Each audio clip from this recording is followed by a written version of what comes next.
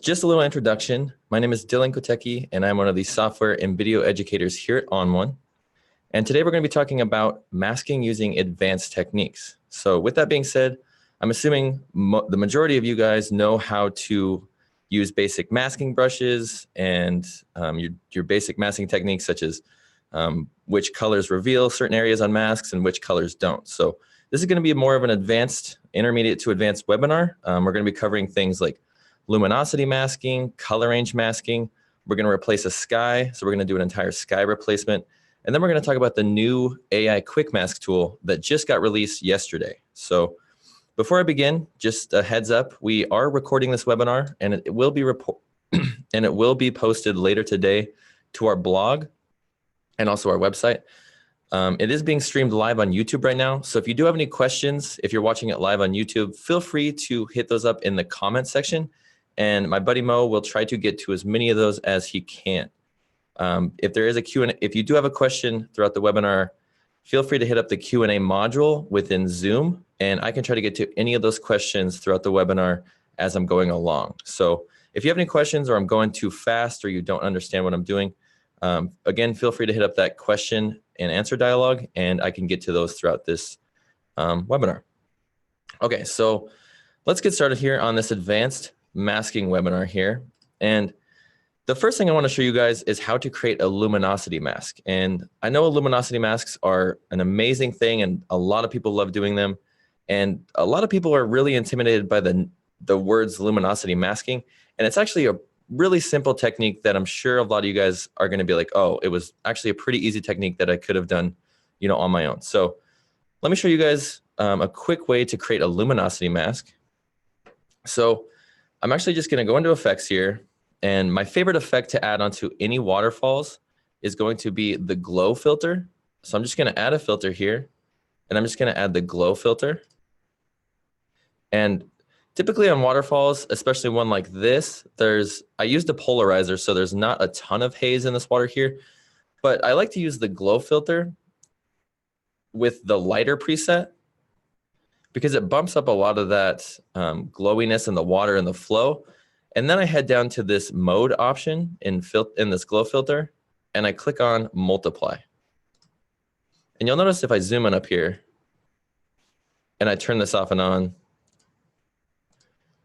it really does an awesome job of kind of dehazing this water, but also adding a nice bluish tinty glow at the same time. And we're going to take care of that blue tint later, but for now, let's just focus on how that looks on the water. So let's zoom out real quick here. And by turning that off and on, you'll see that it's applied to our entire photo. So if I go into my masking options here, and I see my mask view, you'll notice that it's entirely white. This goes back to that basic masking rule, which is white reveals and black conceals. So you'll notice that this entire filter is being applied to my photo. Well, I only want it to be applied to the water. And there's a quick way to do that. And this is my favorite technique, especially if I'm using a glow filter or a filter on waterfalls, because more often than not, it's probably the easiest one to use for luminosity masking. So, okay, so I want it only to be applied to the water in our waterfall here. So what I'm going to do is I'm going to head down to my masking options, and I'm going to choose a luminosity mask. Okay, so now I'm going to go into my view mode, my mask view mode here. And you'll notice that it created a mask based off the bright and dark areas in my photo. So a luminosity mask is, at its most basic, simply going to create a mask for you based off of the bright and dark areas in your photo. You'll notice that the water here is white because it's telling this glow filter to apply all of that glow filter to my water here because it is the brightest area in my photo. Same with the water down here by these rocks. That white is a lot brighter than the darker areas in these rocks. So that mask is being applied there rather than being applied to all of these rocks. Now, to refine this mask, go into your masking options over here. And right underneath that lumen area, you have these different options that you can use to refine your mask. And this levels one is probably going to be your best friend, especially if you're using luminosity masks. And this is a quick way to explain it. So I like to think of the level slider as just kind of like a tone curve, but just on a flat line. So to the left over here, and you can kind of tell where these points are with the color in the line here. But this left point over here, this furthest left point, is your darks, your complete blacks. And you can notice that by this, so this white over here, it goes white, and then this line quickly fades into black. That's just telling you that this is your area to pull on your black points. This middle area is your midtones. So it's the middle tones of your photo. Hence, it's being in the middle of your white and black points. This right area over here with this point is going to be your whites or your highlights. So by modifying these, this is where we capture the mask that we want. So this is how we actually modify our mask to remove the different areas that we don't want to be applied with the filter. So what I usually do, especially if I'm using the water, is I'll pull over on this black slider. See how if I pull over on the black slider, it's incorporating more black into my photo, and it's bringing in a lot more dark onto these areas with rocks and things that don't have a lot of luminance. So I'm just going to pull over on my blacks, my black point and my level slider, and that's going to bring in some more black into my photo. Or some more black into my mask, rather, not the photo. And the goal here is we want to basically have this area with the water over here and in here. We want that to be basically all white, and then we want the rest of the areas to be completely black. And you don't have to be insanely specific, because you can always go in and refine it and brush some stuff out. But this is just a quick way to, get it to 90%. So then I'm going to take my midtone slider here, and I'm going to pull that down. And what that's going to do is that's going to bring in more of my midtone colors and brightness into my mask. So it's basically going to bring in more white into these white areas of my photo. So you'll notice if I pull back on this, it's incorporating more of that white into my shot. So I can just pull the blacks a little bit more. And then what I can do is I'm just going to pull over on this highlights a little bit. And that's going to bring in a lot more of that white, again, into the water. So with the level slider, it's honestly 100% about just playing with it, because each photo, depending on the bright and dark areas in your shot, is going to be a lot different than this photo. So just remember that this left area over here is going to be your blacks. So when you pull up on your black slider, it's going to bring in more blacks into your photo. And then vice versa with the midpoints. If you're pulling the opposite way, it's going to remove them, bring them in. So yeah, it's probably best just to play with it, and it's a lot easier to understand the more that you play with that feathering slider. But okay, but we're not even 100% there with this luminosity mask, because if we go back to our photo, you'll see it's pretty muffled up and crunchy, because if we view this mask again, those are really hard edges on our mask. And if we go back to the photo view, you'll see that it's kind of crunching up those areas in there where the mask needs to be a little bit softer. So a quick way to fix that is simply go to your mask view mode and go down to your feathering here. And then you can pull in a little bit of feathering to make it a lot less hard. So now if I view that mask again, and I pull down on the feathering, it's crunched up. Pull up on the feathering, it removes it quite a bit from this rock area, and just all around makes it look a lot more natural and a lot better on the water. Okay, so we have our glow mask here, which does a pretty good job of just kind of adding in this blue tint to our water, but it also adds this nice kind of dehazing glow to it at the same time. And what we're going to do next is we're actually going to add in some detail around these rocks, and then we'll get to actually fixing the color on this photo. Because if I go into develop, there isn't any sort of settings applied to the shot. We're just going to strictly do this all entirely inside of effects with luminosity masks. So the next filter I want to apply is I want to add some detail into the foliage here and the rocks inside my foreground area. So I'm just going to head over to add filter. I'm going to add a dynamic contrast filter. And I'm just going to pull up on the small a little bit. And I'm just going to turn this off and on. And you'll see that by turning it off and on, it's being applied to the entire shot. Well, the whole reason that I shot this water at 2 seconds long is so that I could get a nice smooth flow of water. And by adding dynamic contrast into that, it's going to crunch up the water quite a bit, and I don't want that to happen. So we're going to do the same method that we did before, except we're going to use this foliage area as our darks so that we can apply the mask only to those areas. So again, we're going to go into our masking options here. And same thing as before, this mask is entirely white, which means it's revealed to the entire photo, but I want it to be a luminosity mask. So I'll grab the luminosity mask button. And now if I view this mask, it's sort of similar to the mask we had earlier. Well, that's fine and great because we wanted it to be applied to the water. We wanted that glow filter to be applied to the water, but now we want this filter to be applied to the other areas. So what we need to do is we got to go in and we want to make this area over here that's dark, we want to make that white. So the quickest way to do that, head over to your masking options where you selected that luminosity mask, and then just select invert. So there we go. Now we have sort of a basic outline of where we want our dynamic contrast to be. We want it to be in these white areas over here, and we don't want it to be in these black areas where the water's at. So we're going to head over to our feathering, or sorry, our level slider again, and we're going to play with the levels again. This time, it's going to be the opposite of the way it was before. So you'll notice now that if I pull up on these whites, it's removing the whites from my mask rather than adding them in. So I'm pulling over on these whites and it's adding a lot more dark to my mask view on top of that water. And that's sort of the look we want to achieve. Now let's play with it a little further. And I'm just going to pull up on these blacks a little more. And you'll see it's adding a lot more white into the areas that we want it to be white.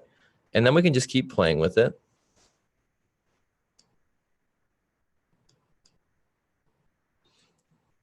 Okay, so now if we view our mask here, the same thing is happening before, and it's adding a little bit more crunch than we want. So let's go in and let's actually just feather it a little bit more. So now if we zoom in to some water and some foliage, and we turn this dynamic contrast off and on,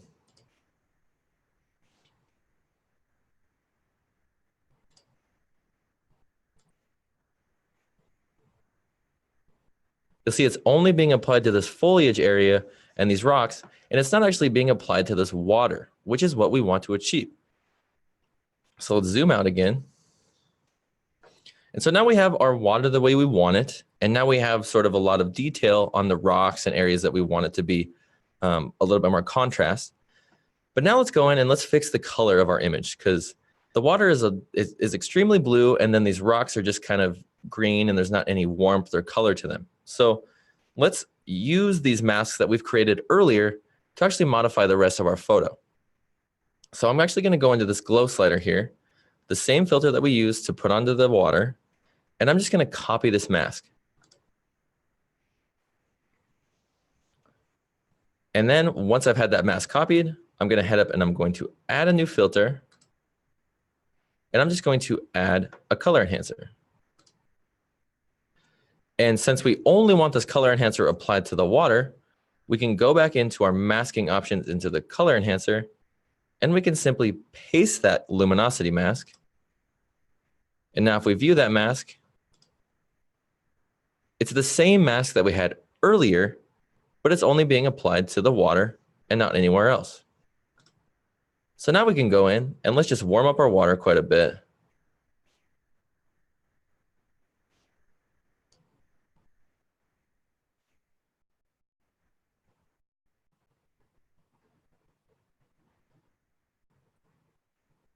Okay, so now if we view this,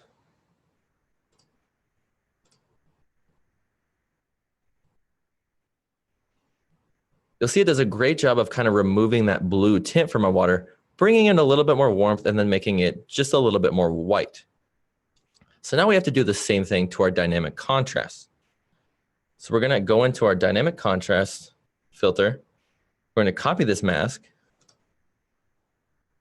We're going to add a filter. And we're just going to add the same thing, color enhancer. So we're going to do the same thing as we did before, go into our masking options, and we're just going to paste that mask.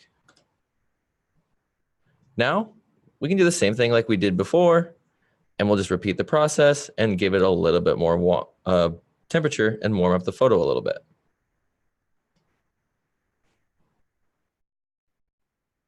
If I turn that off and on, it's only being applied to the foliage areas in my photo and not being applied anywhere else. So now let's kind of finish up our photo real quick, and let's actually just add in a vignette. So I'm just going to add a filter, and I'm going to add a vignette. And my favorite filter, or my favorite vignette rather, is the Big Softy vignette. And I like how that's bringing in sort of the viewer's eye into this area in the water, but I don't like how that's covering these watery areas in the corners. So I can do the same thing that I did before with the rest of these filters, and I'll go down and I'll grab my glow filter here, copy it.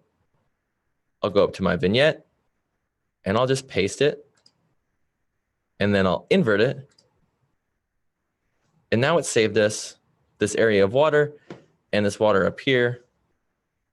Whereas if before, it covered that up and it didn't even leave sort of the nice highlights in that water. It just kind of muffled it up. So we'll Control Z, and there we go. If I turn this off and on, the vignette's only being applied to these areas that don't have a lot of brightness, which is, we kind of want to hide those anyway. So now if I hit the backslash key on my keyboard, we've done a great job of kind of finding these bright and dark tones in our photo and applying different filters to them. So we actually didn't even modify any of these develop settings. We only went in and used effects. So we could actually go back in and modify these develop settings to even edit this photo even further. But let's move on to a different type of masking, and that is a color range masking. But before I head over there, I'm just going to see if there's any questions about color range or luminosity masking that I can answer. I don't see any. Okay, so let's head on to color range masks.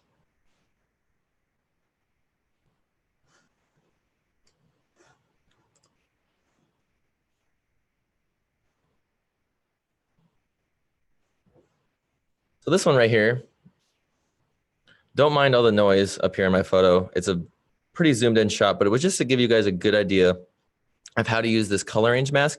And then we'll go to a different photo and do a more extensive color range mask edit on it. But this is just to give you sort of the best idea of how to use color range masks. So, okay, so I'm just gonna pull up on the exposure a little bit,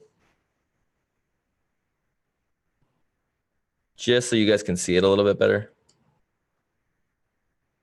Okay, so now let's head into effects, and let's say I want to modify the color on the dandelion here.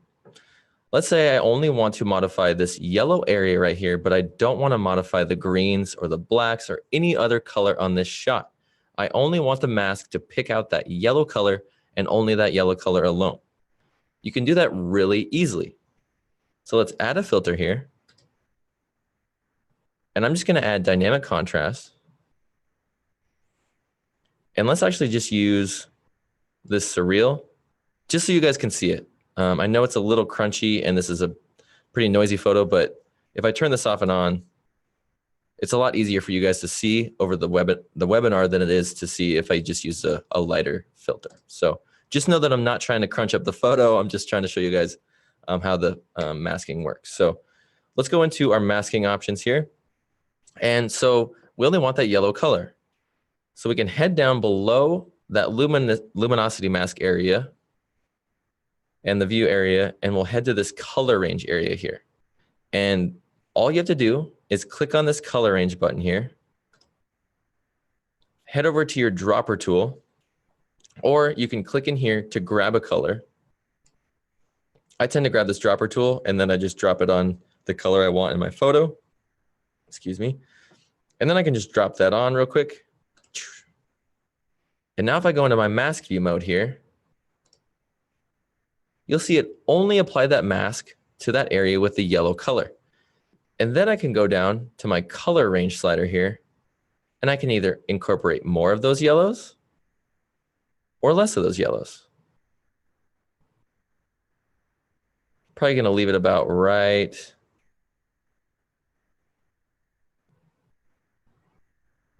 there. That looks good.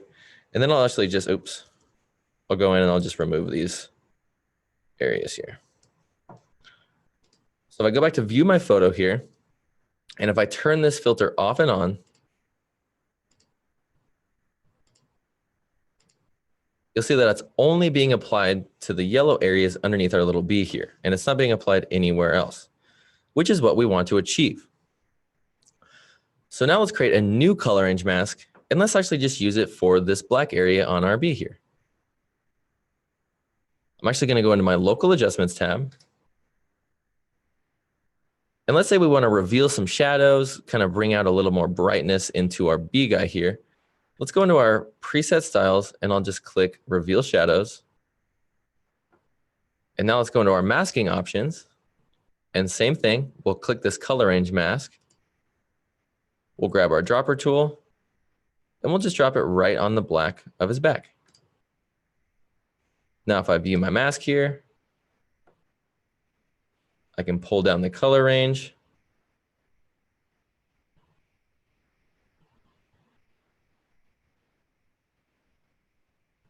There we go. And you'll see that it does an awesome job of kind of finding this black area on our B here and masking it out for us. It looks really refined and it's a nice mask. And the great thing about local adjustments and masking for that matter is that you can just go in and you can remove the rest of the stuff that you don't want.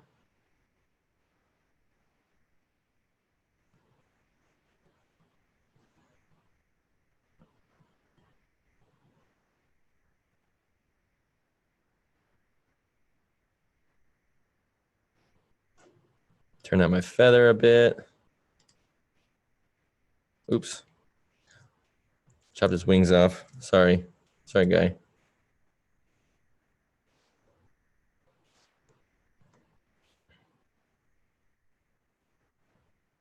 There we go. And now if we view this again, I'll actually add some contrast.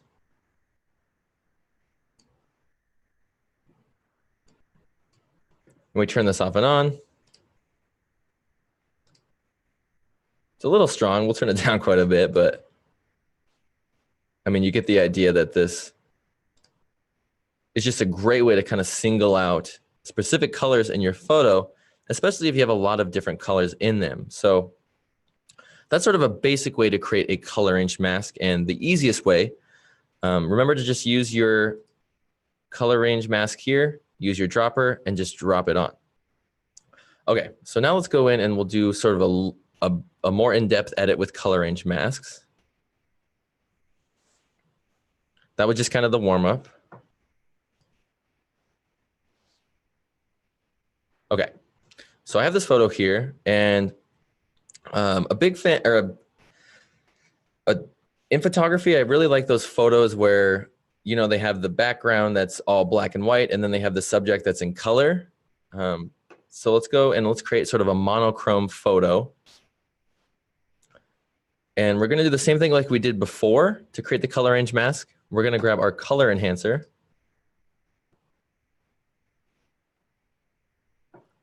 We're going to pull down on the saturation slider. Oops, we're not going to pull down the saturation slider, not yet. So we're going to go into our masking options. We're going to grab our color range mask here. We're going to grab the dropper tool so that we can select which color we want to use for our mask.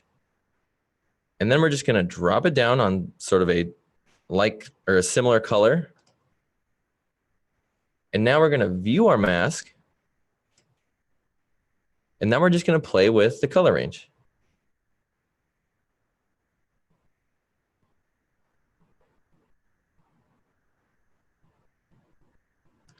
Okay, So that looks pretty decent. Let's add in a little bit more maybe.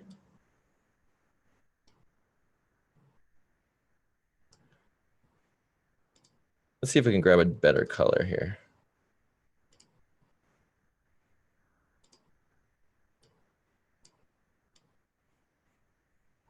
Sorry, I'm just trying to pick the best color for this photo. And sometimes it kind of takes, you know, a few different drops of the color tool to find the right color. There we go. That's a good color.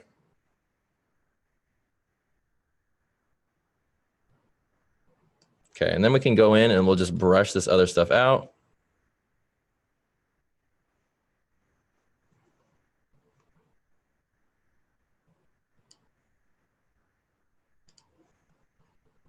Turn my feathering.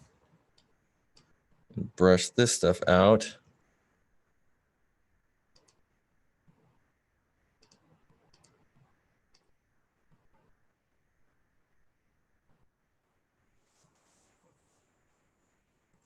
Okay, so now if we view our mask, oops, sorry, I forgot to get this stuff.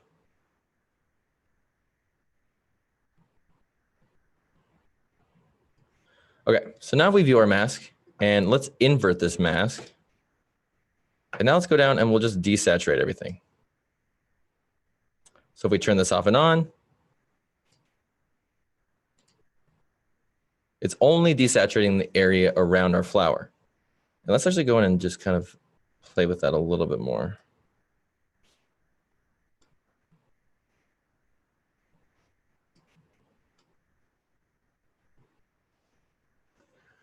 You know what? We're going to use our perfect brush to remove, oops.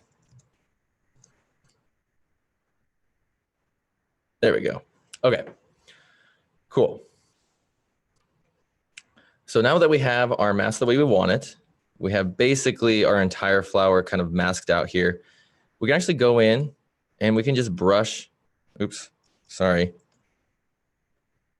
We can just brush in more of this mask onto the areas inside our flower so that the entire thing, oops, probably a hard edge for that.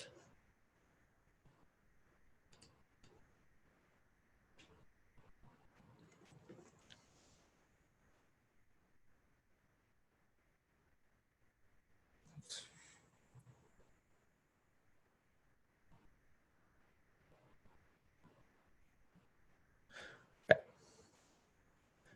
So now let's view our mask here. And if we turn this off and on, it's only desaturating the area around our flower. So now we can do a ton of cool things with this color range mask that we created. We can copy and paste it and add just a ton of different cool filters on top of it. So let's say we want to add some, nice style to our photo. What we can do is we'll actually just go in and let's add a little bit of detail to our flowers here. So I'm just going to go and I'm going to copy this mask. I'm going to add a filter. And I'm just going to add a dynamic contrast filter. Now I'm going to go in and I'm going to paste that mask and then invert it. And now if I turn this off and on, that dynamic contrast is only being applied to this area that we chose to use as our color range mask. So let's add another filter and let's add something to the background around here. So let's just add some nice film grain. And I'll do the same thing. Let's give it some film grain here. We'll give it some T-Max 3200, some really high level film grain. Go in and we'll paste that mask again. And you'll see it took it off of our flower there. And now it's only being applied to the background. So it kind of makes it look like we have this nice crisp flower and then this sort of hazy background, which we can actually go in and modify if we want. Let's add a couple more filters here.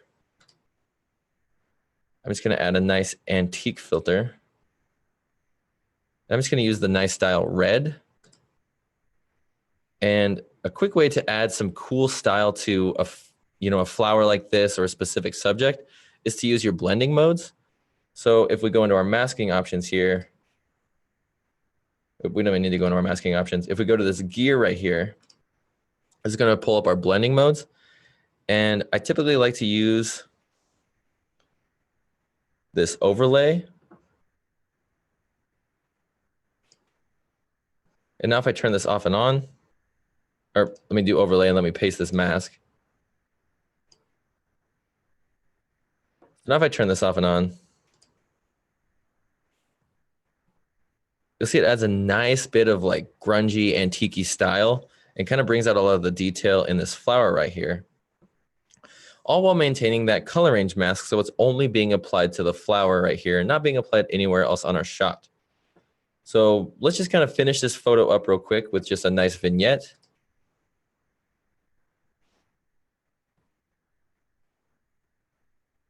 And we'll just paste that mask again so that none of that vignette is being applied to our shot.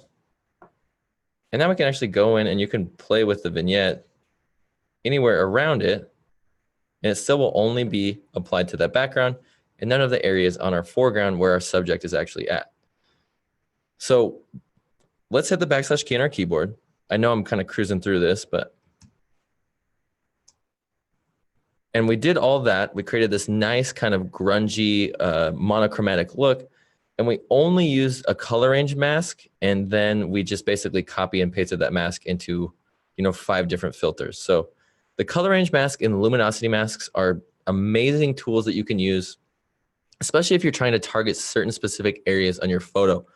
One of the greatest ways to use luminosity masks, again, is waterfalls. It's a great way to add different glows and contrast into your foliage. And then color range masks, I would probably recommend most of the time using for flowers or foliage, or if you're shooting products or things like that where you have to target specific colors. So now that we've kind of showed luminosity masks and color range masks, let's move on to show how to mask out layers, and we'll do a quick sky replacement. And then I'll show you guys the new AI Quick Mask tool so that we can use to do another quick sky replacement. So let's actually just go back into Browse here.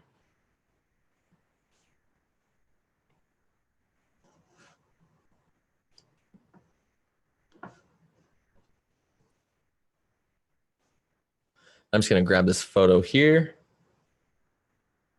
Going to head into the edit module.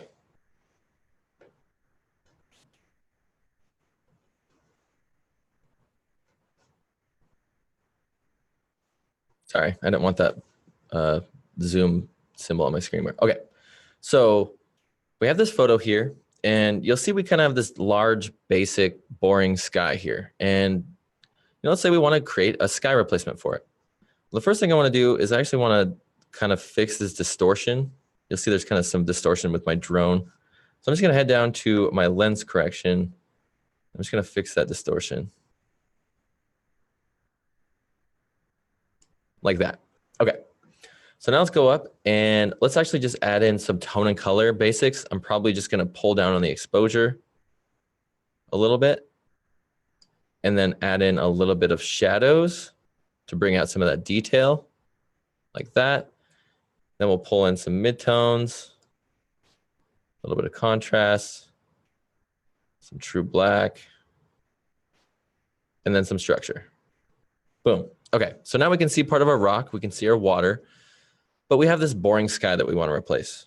Well, no fear, since we have layers integrated inside of the edit module, it's incredibly easy to mask out layers. So let's add a new sky layer here. I'm gonna go into my extras pane. I'm gonna find a sky layer that I want to add. Here's my favorite one, right here. Okay, so pro tip when you're replacing skies, add the sky layer, have it onto your photo like this, and then head over to your layers pane and lower the opacity. Just lower the opacity to like 40 to 60 and then hit V on your keyboard. So you're gonna wanna lower the opacity and then hit V on your keyboard. V is to grab the move tool because you're gonna wanna move your sky layer or whatever layer you added on. And then just position it where you want it to be on your photo. First things first, always position it where you want it to be on your photo first with the opacity down, because you can actually see, a general guide of where it's positioned, where if you had it like this and you were just kind of, moving around, it wouldn't be on the exact area that you want, especially if you have other elements. For example, if I turn the sky layer off, I have that sun area kind of peeking on the horizon line anyway. So what I can do is I can just lower my opacity and I can just match that sun up with the sun in my sky. Boom.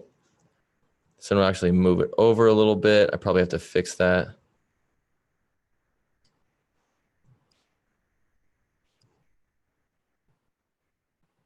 Okay, so there we go.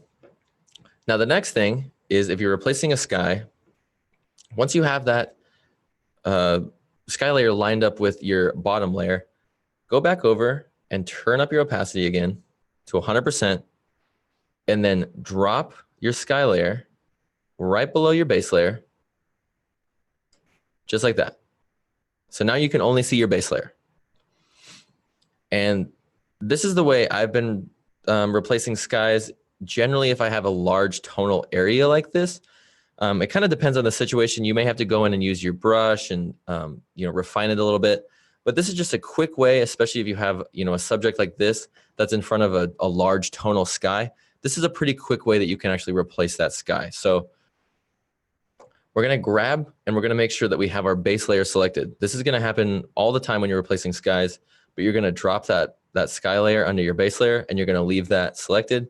And then you're going to grab your masking bug and you're going to drop it on the sky layer rather than the base layer. So keep in mind that you do have two separate layers here if you're replacing a sky layer, and you have to make sure that that base layer is selected if you want to modify that. So make sure that's selected. And then I'm going to actually head over to my masking tools over here, or I can just hit M on my keyboard and it will grab me my masking bug, which is just in your masking tools here, masking bug. And then you're going to just drop it down on the horizon line, just like that. And then you're going to play with the feathering a little bit to kind of play with how you want it to look.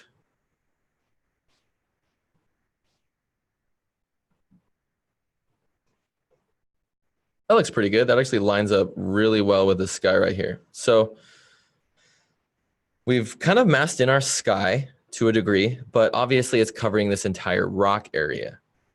Well, that's not good. We want to show this rock. We want to actually have a nice natural looking sky replacement. So the second thing you want to do is, if you're using this masking gradient technique, is you're going to want to grab your masking brush, and you can just do that by hitting B on your keyboard. Now you have your masking brush. You're going to want to head up to your feathering to make sure it's at 100. And then you're going to want to grab your perfect brush. And for those of you that don't know, I'm assuming you guys know what the perfect brush is, because this is a more advanced webinar. But the perfect brush basically just detects different color and tonal ranges, and it separates masks for you. So I'm going to actually Shift X to make my brush size paint in, or my brush mode rather. And then I'm just going to brush this on with the perfect brush right onto my rock.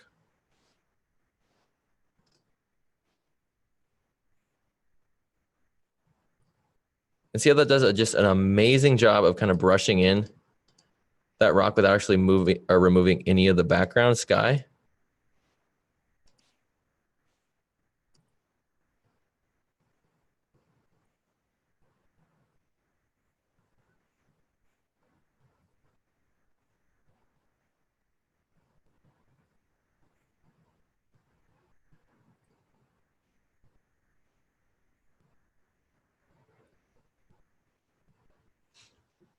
Okay, so now let's say you're in this situation and these areas aren't, painting in as well as you'd like them to.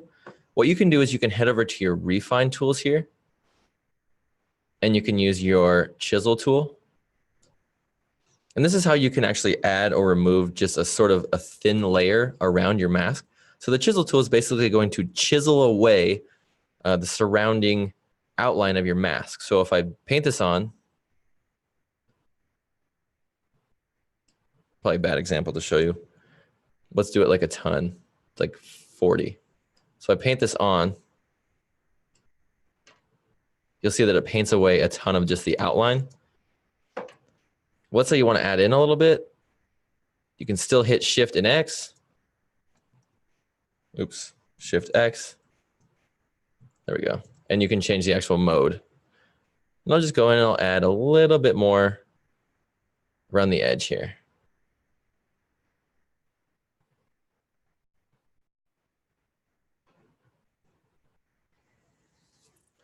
And that didn't look very good. Let's turn it back down. So yeah, just with the chisel tool, it's just best to just kind of play with the amounts. Because as you see, I did earlier, I kind of added a little too much, but there we go. So now we've kind of brought back in that rock. We've replaced the sky. But the second thing we need, or the second thing, there's a few things down the line, but the next thing we need to do is we need to make it look realistic. And the way to do that is we need to create a reflection in the water. Whenever you have water or a reflective surface, you have to match your sky's reflection. Because if I just left it like this, it would just look like we replaced the sky and we didn't do anything else. So we need to actually grab this sky layer again, and we need to right click and we need to duplicate it. And since we're actually applying this sky layer to our water and we're not actually removing the water, we actually need to drag that up above our base layer. So now we have our sky replaced and we have those two layers fine. Now we have this new sky layer that's a duplicate that we need to put onto our water here. Quickest way to do that is hit V on your keyboard and then head up to your top bar here and then click this down arrow to flip it. So now I'll just move it down. I'm forgetting my own rule to turn on the opacity and then just drop it down where it lines up with the other sky. Boom. So now we have our opacity about 50, which is probably a good opacity for this sky layer on our water. And a quick way to actually sort of make it blending or make it look blended is just to grab this gear option here, which is your blending modes. And similar to what we did with the filter earlier, is we're just going to actually go down and we're going to select overlay. Now, if I turn this off and on,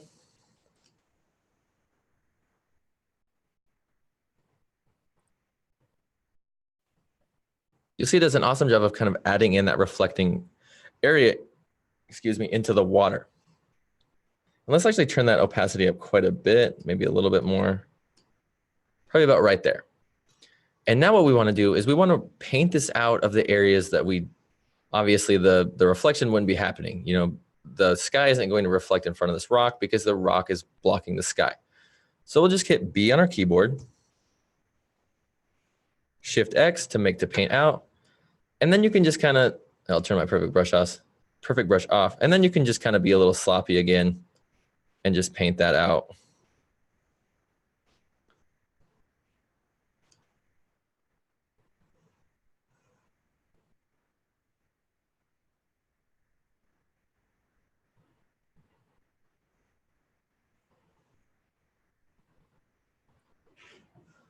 There we go. Now if I turn this off and on, it's added in a nice, reflection for that sky. And we've quickly replaced that sky layer simply by using, a masking bug and then our perfect brush to just simply brush back in that subject. So let me just check the questions real quick to see if there's any questions on that process. I know we kind of sped through that.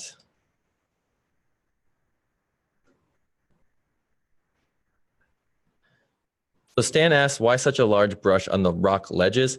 I didn't really mean to use such a large brush. You could use a smaller one, Stan. It was just kind of, I didn't make it any smaller. There was no really reason for me using a larger brush. It was just because I forgot to make it smaller. So hope that answers your question. If there are any more questions, feel free to please ask them and I can show you guys different techniques, or if you have any other questions on what I'm doing, just let me know. So that's quickly how to replace a sky just by using your masking bug and your perfect brush.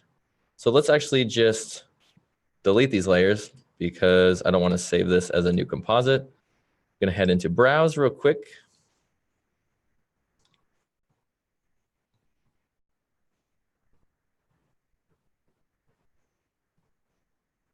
and let's show off the new AI Quick Mask tool. So this is a new tool just released yesterday, and it's an amazing, amazing masking tool that actually uses artificial intelligent technology to detect different areas on your photo and mask them out for you. So the AI Quick Mask tool lives in your masking tools here. So over your left toolbar inside of your masking tools, you're going to have your AI Quick Mask tool right here.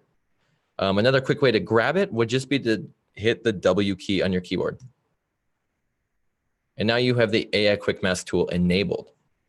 And it's actually a really, really easy tool to use.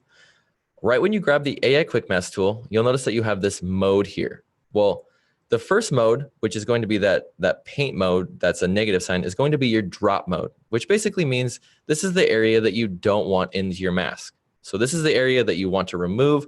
This is the area that you want to mask out. Next, you have your mode that is keep. And you can actually toggle these up here in this menu, or you can simply hold down Option or Alt if you're on Windows. You also have your size right here, and then you have some other options that you can use for your the brush of your tool. So the first thing you're going to want to do, like I said earlier, is to brush on the area that you don't want to keep in your mask. So we're going to brush this red. If you're brushing in red, that means you want it to be removed from your mask. Just like that, because this sky area is the sky area that we want to be removed. Next, we'll hold down Option or Alt if you're using a Windows computer, and then you can just brush on the areas that you want to keep into the mask.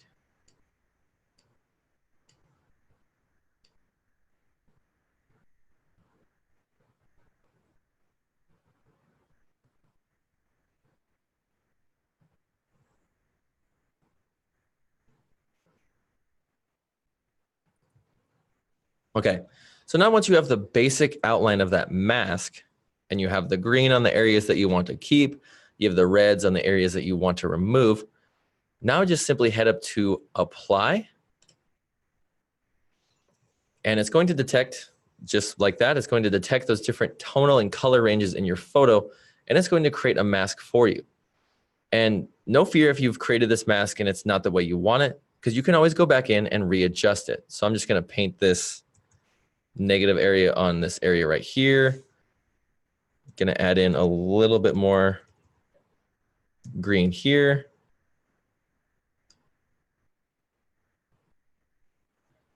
Like that. And then we'll just click Apply again.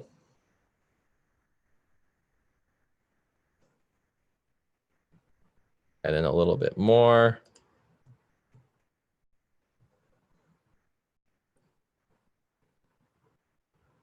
Oh, okay, that looks pretty good.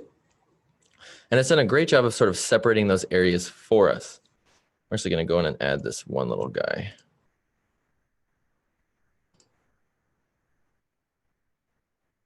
Boom. Okay. So now that if you have the mask the way you want it, or a sort of a basic outline, simply head up to Done. And this is going to create the mask for you. So now it's going to remove that sky area from our actual layer so that we can quickly replace the sky or whatever we want to do. The cool thing about this mask is that you have all of the masking capabilities that you would with any other mask inside Photo Raw. You have luminosity masks that you can actually modify it with luminosity. You can modify the density.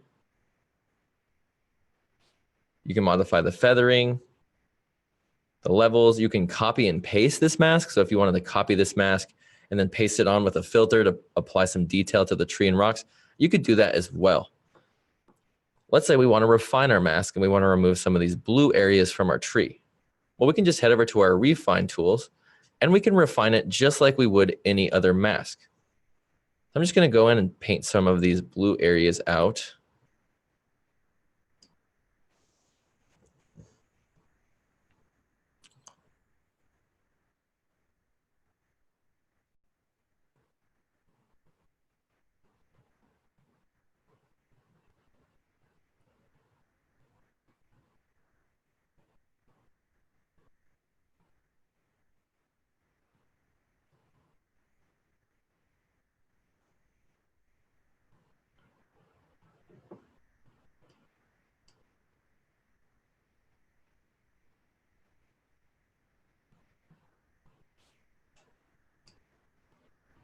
Sorry guys, just kind of refining this.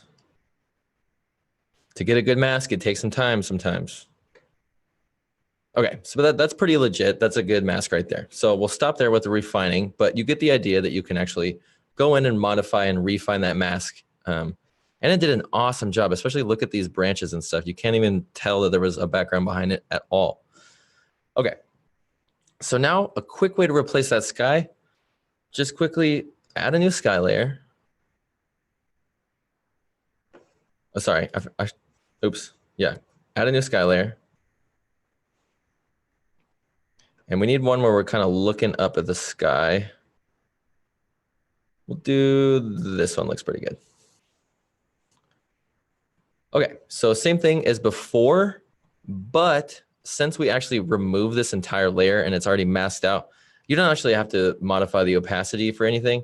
What I would do is simply hit or head over to your layers pane here and just drop that sky layer behind. And then you can just hit V on your keyboard, and then you can kind of move it around how you want it.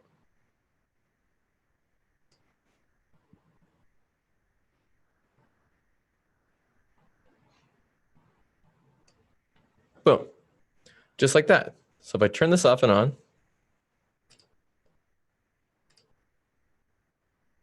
AI Quick Mask tool has done an awesome job of, finding those different tonal areas in our photo. And then all we really did was head in here with a refine brush and brushed over it a few different times. But I mean, it's just really insane to see that those brush strokes over a large area simply allowed that AI tool to, mask that for us. So, okay, so that's basically the AI Quick Mask tool in a nutshell. An amazing tool that quickly creates masks for you. Are there any more questions before I kind of wrap up here? I know I went through, kind of a lot of material. So let me know if there are any questions before I finish.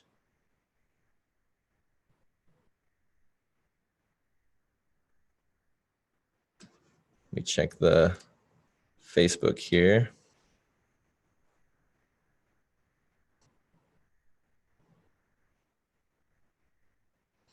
Okay, all right, so there's no more questions. Thanks, James, really appreciate it.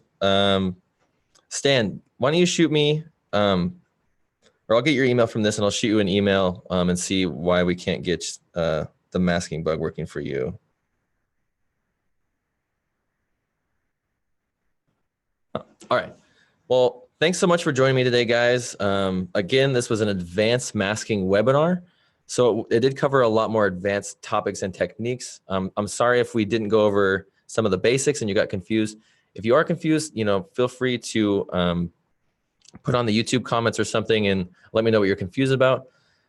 Stay tuned for more webinars. We're going to have more webinars throughout the month of February. We have a couple coming up. I know there's one about creativity in effects, and then there's one at the end of February on the February 20th, that is sky replacements and composites. So if you are a sky replacement person and you like making composites and playing with layers, I would definitely recommend hitting that up. But without further ado, I'm gonna step away here. But thanks so much for joining me today, guys. I really appreciate it. I hope you guys learned a little bit more about luminosity masks and different advanced masking techniques. Thanks, guys. Have a good weekend.